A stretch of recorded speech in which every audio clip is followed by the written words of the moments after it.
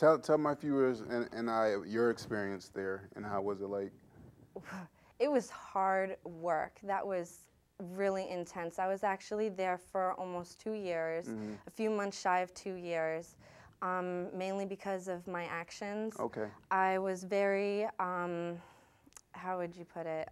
I wasn't much of a good kid. Okay. I wanted to do things my way and only my way. I, Well, that right there sounds like a typical kid because I'm the same. yeah, I'm the same way. So yeah, but don't. it was more destructive. Okay. I was Okay. very destructive, Okay. like towards myself, my family, my friends, like, and a lot of assets. To get personal, I was doing a lot of bad things like drugs. Okay. I was sneaking out all the time. Hmm. I just could not be handled, and Okay. my parents couldn't figure it out, and neither could I, and I didn't want. So while I was at Wellspring, me not liking change, I had a hard time changing, and they thought I was changing at one point, a few times actually, for the good, but then I threw them a curveball and they found out like I had a whole nother life and all this other Right. Right. stuff, a lot of craziness. Right. Right. So it was a lot of hard work. For a typical day, you wake up at 6 o'clock. Wow. You have to be downstairs by 6:10, and if you're not downstairs while they're while they're doing prayer, then you have to do all the chores, meaning the dishes, washing the dishes, putting them in the sanitizer, Right. putting them away, doing this, cleaning up the table, setting the table for lunch, all that kind of stuff. You have to do everything. I know that another thing about Wellspring, they do a lot of community work. I remember I did a lot of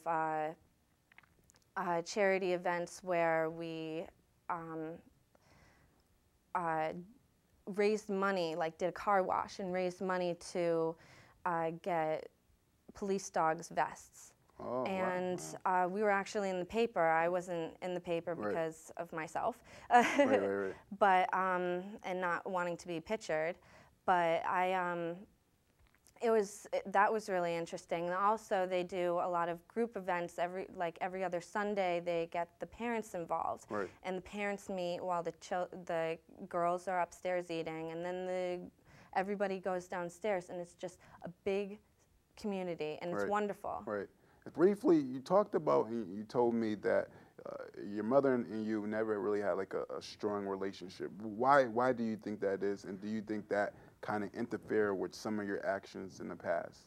Well, that definitely interfered with a lot of my actions. I think that we both have resentment towards each other. I can only talk about myself, Okay. but I know me being adopted and knowing that I do have a history with my birth mother gave me a type of feeling inside. And since I knew that she was there for me for a certain amount of time and she loved me, and I thoroughly believed that, and she saved me. That's how I believe it. That my mother tried to be her, and I resented her for it. I have a lot of other things, like our own tiffs that we get into, which is like, I can't, it's really ridiculous, some of them, because... Right. Do you ever see your relationship with your mother and you ever growing for the better, or no, not really?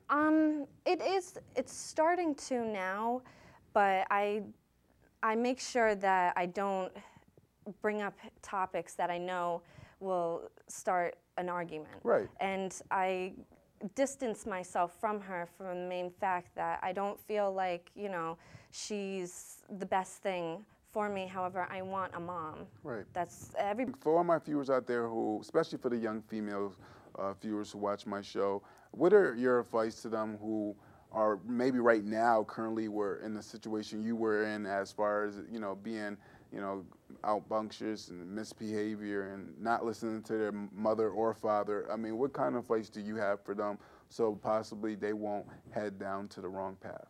such a broad question. I would mainly I don't know, think before you act, which is an obvious thing, Right. Which is easy to say, but harder to do. Right. Right. And, you know, take each day as it comes. You know, life is so hard, and I know it throws so many curveballs, and it's tough. It is. But, you know, there's always a light at the end of the tunnel.